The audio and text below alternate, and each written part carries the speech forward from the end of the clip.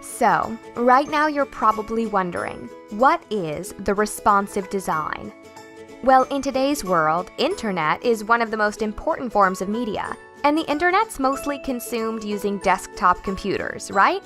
But wait, how about mobile devices, smartphones, and tablets? The share of internet usage on these devices is growing every day. In 2011, mobile browsing took a share of about 11%. Last year, it was near to 25%, and the prediction says that this year it can actually overtake the traditional desktop browsing. So what do all these numbers mean to you? Well, it means that if you don't want to lose any potential clients, then you need a great-looking website which is also optimized for mobile browsing.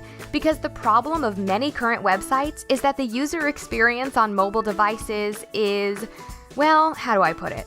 Terrible. And that's a mission for responsive design.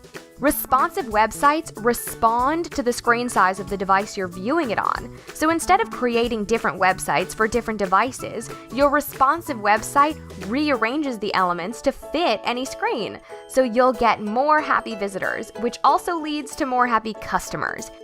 Interested in responsive design? Want one of those responsive websites for your business? Well, that's something we can definitely help you with. Contact us today.